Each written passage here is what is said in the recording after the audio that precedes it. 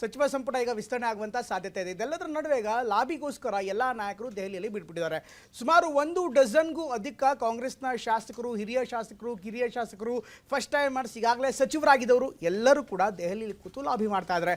ಒಬ್ಬರಲ್ಲ ನಾಯಕರು ಅನೇಕ ನಾಯಕರ ಮನೆಗೆ ತೆರಳಿ ಹೇಗಾದರೂ ಮಾಡಿ ನಮ್ಮನ್ನು ಸಚಿವರನ್ನಾಗಿ ಮಾಡಿ ಅಂತ ಹೇಳ್ತಾ ಇದ್ದಾರೆ. ಮತ್ತೊಂದು ಕಡೆ ರಾಹುಲ್ ಗಾಂಧಿ ಕೂಡ ವಿದೇಶ ಪ್ರವಾಸದಲ್ಲಿದ್ದರು, ಈಗಾಗಲೇ ಮತ್ತೆ ವಾಪಸ್ ಆಗಿದ್ದಾರೆ ಅಂತ ಮಾಹಿತಿ ಲಭ್ಯವಾಗ್ತಾ ಇದೆ. ಇದೆಲ್ಲದರ ನಡುವೆ ರಾಜ್ಯದ ನಾಯಕರನ್ನ ಯಾವಾಗ ಹೈಕಮಾಂಡ್ ಕರೆಯುತ್ತೆ ಈ ಒಂದು ಪ್ರಶ್ನೆ ಕೂಡ ಇದೆ. ಹಾಗಾದರೆ ಈಗ ಹೈಕಮಾಂಡ್ ವಿಸ್ತರಣೆ ಮಾಡುವಂಥ ಸಂದರ್ಭದಲ್ಲಿ ಯಾರು ಇನ್ ಆಗ್ತಾರೆ, ಯಾರು ಔಟ್ ಆಗ್ತಾರೆ ನೋಡೋಣ ಬನ್ನಿ ಸ್ಟೋರಿ.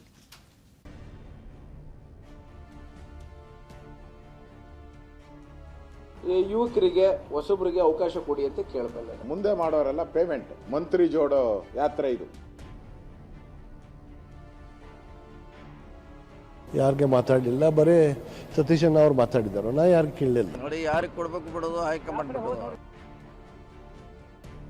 ನೀವು ಬೇರೆ ಯಾವುದಕ್ಕಾರು ಕೊಡ್ತಿರೋ ಬಿಡ್ತಿರೋ ಶಿಕ್ಷಣಕ್ಕೆ ಮತ್ತು ಕೃಷಿಗೆ ಒಂದು ಪೂರ್ಣ ಪ್ರಮಾಣದ ಸಚಿವರನ್ನ ಕೊಡಿ. 100ರಿಂದ 150 ಕೋಟಿ ಆರಾಮ್ಸೆ 1.5 ವರ್ಷಕ್ಕೆ. ಯಾವಾಗ, ಇನ್ಯಾವಾಗ, ಮತ್ಯಾವಾಗ? ಸದ್ಯಕ್ಕೆ ಕಾಂಗ್ರೆಸ್ ಶಾಸಕರ ಮಂತ್ರ ಇದೊಂದೇ. ಸಿಎಂ ಡಿಕೆ ಶಿವಕುಮಾರ್ ಪದಗ್ರಹಣ ಮಾಡಿದ್ದೂ ಆಯ್ತು, ಸಣ್ಣದೊಂದು ಸಂಪುಟವನ್ನ ಕಟ್ಟಿದ್ದೂ ಆಯ್ತು. ಡಿಕೆ ಶಿವಕುಮಾರ್ ಸಿಎಂ ಆಗಿ ಸಮರ್ಥ ಆಡಳಿತವನ್ನ, ದಕ್ಷ ಸರ್ಕಾರವನ್ನ, ಮಜಬೂತಾದ ಇಲಾಖೆಗಳನ್ನ ನೀಡ್ತೀವಿ ಅನ್ನೋ ಗ್ಯಾರಂಟಿಯನ್ನ ಜನರಿಗೆ ಕೊಟ್ಟಿದ್ರು. ಆದ್ರೆ ಅದೇನು ವಿಷಮ ಪರಿಸ್ಥಿತಿಯ ಕಾಲಹರಣನೋ ಗೊತ್ತಿಲ್ಲ. ಸಂಪುಟ ವಿಸ್ತರಣೆಗೆ ಮಾತ್ರ ಶುಭ ಮುಹೂರ್ತ, ಶುಭ ಗಳಿಗೆ, ಶುಭ ಸಮಯ, ಶುಭ ಸಂದರ್ಭ ಕೂಡ್ ಬರ್ತಾ ಇಲ್ಲ.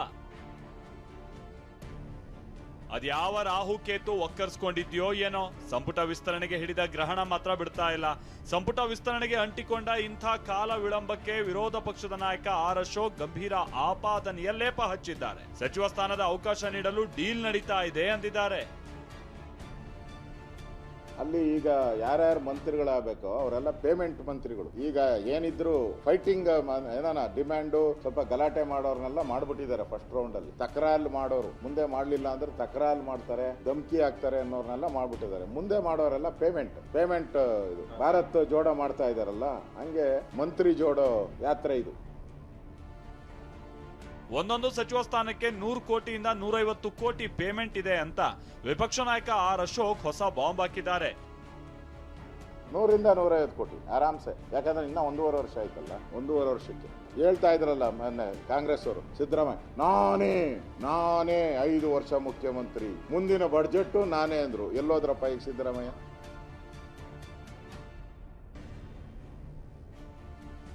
ಡಿಕೆ ಸಂಪುಟ ಸೇರೋಕೆ ಹಲವರಿಂದ ಲಾಬಿ ಜೋರಾಗೆ ನಡೀತಾ ಇದೆ. ಯಾವ ಕ್ಷಣದಲ್ಲಿ ಬೇಕಾದ್ರೂ ದೆಹಲಿಯಿಂದ ಕರೆ ಬರಬಹುದು ಅನ್ನೋದು ಹಲವರ ನಿರೀಕ್ಷೆ, ಅಪೇಕ್ಷೆ. ಆದ್ರೆ ಸಂಪುಟ ವಿಸ್ತರಣೆ ಯಾವಾಗ ಅನ್ನೋದಕ್ಕೆ ದೆಹಲಿಯಲ್ಲೂ ಉತ್ತರ ಸಿಗ್ತಿಲ್ಲ. ಬೆಂಗಳೂರಿನಲ್ಲೂ ಆ ವಾತಾವರಣದ ಮುನ್ಸೂಚನೆ ಇಲ್ಲ. ನಿನ್ನೆ ಎಐಸಿಸಿ ಅಧ್ಯಕ್ಷ ಮಲ್ಲಿಕಾರ್ಜುನ ಖರ್ಗೆ ದೆಹಲಿಗೆ ವಾಪಸ್ ಆಗಿದ್ದಾರೆ. ವಿದೇಶದಿಂದ ರಾಹುಲ್ ಗಾಂಧಿ ಕೂಡ ಬಂದಾಗಿದೆ. ಇವರಿಬ್ರು ಕೂತು ಚರ್ಚೆ ಮಾಡಿದ್ರೆ ಕ್ಯಾಬಿನೆಟ್ ವಿಸ್ತರಣೆ ಫಿಕ್ಸ್. ಆದ್ರೆ ಕ್ಯಾಬಿನೆಟ್ ವಿಸ್ತರಣೆಗೆ ಯಾವ ಶಕ್ತಿಗಳು ಅಡ್ಡಪಡಿಸ್ತಾ ಇವೆ ಅನ್ನೋದೇ ಸಚಿವ ಸ್ಥಾನದ ಆಕಾಂಕ್ಷಿಗಳಿಗೆ ತಿಳಿತಾ ಇಲ್ಲ. ಆಷಾಢ ಮಾಸದಲ್ಲೇ ವಿಶೇಷ ಪೂಜೆ ಪುನಸ್ಕಾರ ಮಾಡಿಯಾದ್ರೂ ಸಚಿವ ಸ್ಥಾನ ಪಡೆದುಕೊಳ್ಳೋಣ ಅಂತ ಸಚಿವ ಸ್ಥಾನದ ಆಕಾಂಕ್ಷಿಗಳು ಗುಡಿಗುಂಡಾರ ಅಡ್ಡಾಡಿದ್ದಷ್ಟೇ ಲಾಭ. ಎಷ್ಟೋ ಮಂದಿ ಸಚಿವ ಸ್ಥಾನದ ಆಕಾಂಕ್ಷಿಗಳು ಕಾದು ಕಾದು ಹೈರಾಣಾಗಿ ತೀರ್ಥಕ್ಷೇತ್ರ ಯಾತ್ರೆ ಹಮ್ಮಿಕೊಳ್ಳೋಕೆ ಪ್ಲಾನ್ ಮಾಡ್ತಿದ್ದಾರೆ. ನಾಯಕತ್ವ ಬದಲಾವಣೆಗೆ ದೆಹಲಿಯ ಹೈಕಮಾಂಡ್ ತೋರಿಸಿದ ಆತುರವನ್ನ ಈಗ ಯಾಕೆ ತೋರಿಸ್ತಾ ಇಲ್ಲ ಅನ್ನೋದು ಯಕ್ಷ ಪ್ರಶ್ನೆ. ನೋಡಿ, ವರಿಷ್ಠರು ಈ ವಿಷಯದ ಬಗ್ಗೆ ತೀರ್ಮಾನ ಮಾಡ್ತಾರೆ. ಮಾನ್ಯ ಮುಖ್ಯಮಂತ್ರಿಗಳು ಈಗಾಗಲೇ ಹೇಳಿಕೆಯನ್ನು ಕೊಟ್ಟಿದ್ದಾರೆ. ಮುಖ್ಯಮಂತ್ರಿಗಳು ಹೇಳಿಕೆ ಕೊಟ್ಟಿದ ಮೇಲೆ ನಾನು ಕೊಡುವಂತ ಪ್ರಶ್ನೆ ಬರೋದಿಲ್ಲ. ಅಧಿವೇಶನ ಈಗ ನಾಡಿದ್ದು ಸಚಿವ ಸಂಪುಟದ ಸಭೆ ಇದೆ. ಅಧಿವೇಶನ ದಿನಾಂಕ ನಿಗದಿ ಮಾಡಲಿಕ್ಕೆ ಮಾನ್ಯ ಮುಖ್ಯಮಂತ್ರಿಗಳಿಗೆ ಅವರ ವಿವೇಚನೆಗೆ ಬಿಟ್ಟಿದ್ದಿದೆ. ಮಾನ್ಯ ಮುಖ್ಯಮಂತ್ರಿಗಳು ದಿನಾಂಕ ತೀರ್ಮಾನ ಮಾಡ್ತಾರೆ. ನಾನಂತೂ ಆಕಾಂಕ್ಷಿದಾರರಲ್ಲ ಅಂತ ಅವತ್ತಿಂದ ಹೇಳ್ತಾ ಇದ್ದೀನಿ. ಇದ್ರ ಬಗ್ಗೆ ನಾನೇನು ತಲೆಗೆಡಿಸ್ಕೊಳ್ಳಿ. ನಂದಾಯ್ತು, ನನ್ನ ಕಾನ್ಸ್ಟಿಟ್ಯೂನ್ಸಿ ಆಯ್ತು, ಸರ್ಕಾರದವರು ಮತ್ತು ವರಿಷ್ಠರುಗಳು ತೆಗೆದುಕೊಂಡಂತ ನಿರ್ಧಾರ.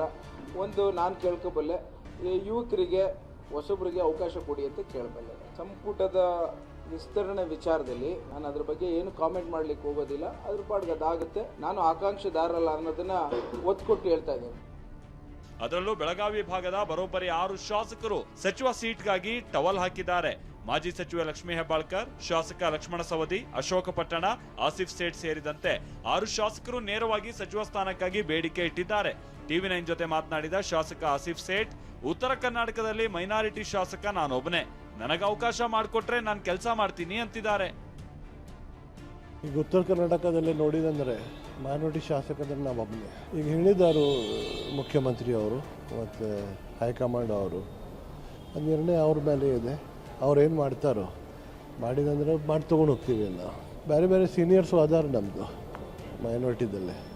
ಏನು ಪಕ್ಷ ಏನು ಹೈಕಮಾಂಡ್ ಏನು ನಿರ್ಣಯ ತಗೋತಾರೋ, ಸೀನಿಯರ್ಸ್ ಕೊಟ್ಟಿದ್ದಂದ್ರೆ ವಿ ಆರ್ ಹ್ಯಾಪಿ.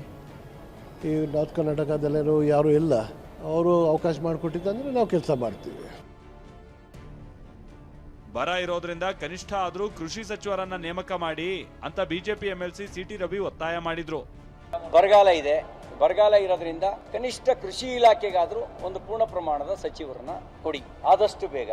ಬರ ಇರೋದ್ರಿಂದ ಈ ಬರಗಾಲ ಅದ ಸಂದರ್ಭಕ್ಕೆ ಹೋಗ್ಬೇಕು, ರೈತರ ಅಹವಾಲನ್ನು ಕೇಳಬೇಕು, ಯಾರೊಬ್ಬರು ಪೂರ್ಣ ಪ್ರಮಾಣದಲ್ಲಿ ಸ್ಪಂದಿಸುವಂತ ಕೃಷಿ ಖಾತೆ ಸಚಿವರು ಬೇಕು. ನೀವು ಬೇರೆ ಯಾವುದಕ್ಕಾರು ಕೊಡ್ತಿರೋ ಬಿಡ್ತಿರೋ ಶಿಕ್ಷಣಕ್ಕೆ ಮತ್ತು ಕೃಷಿಗೆ ಒಂದು ಪೂರ್ಣ ಪ್ರಮಾಣದ ಸಚಿವರನ್ನ ಕೊಡಿ. ಸಂಪುಟ ವಿಸ್ತರಣೆ ಅನ್ನೋದು ಕಾಂಗ್ರೆಸ್ಗೆ ರಾಕೆಟ್ ಸೈನ್ಸ್ ನಂತೆ ಕಾಣಿಸ್ತಾ ಇದೆಯಾ? ಸಂಪುಟ ವಿಸ್ತರಣೆ ಮಾಡಿದ್ರೆ ಗೊಂದಲಗಳು ಹುಟ್ಕೊಳ್ಳುತ್ತೆ ಅನ್ನೋ ಆತಂಕನ 60ಕ್ಕೂ ಹೆಚ್ಚು ಆಕಾಂಕ್ಷಿಗಳ ದೊಡ್ಡ ಪಟ್ಟಿ ನೋಡಿ ಹೈಕಮಾಂಡ್ ಗಾಬರಿ ಆಗಿದ್ಯಾ? ಇದೆಲ್ಲದಕ್ಕೂ ಸದ್ಯ ನೋ ಆನ್ಸರ್. ಆಗಸ್ಟ್ 6ರಿಂದ ವಿಧಾನಮಂಡಲ ಮಳೆಗಾಲದ ಅಧಿವೇಶನ ಪ್ರಾರಂಭ ಆಗೋ ಸಾಧ್ಯತೆ ಇದೆ.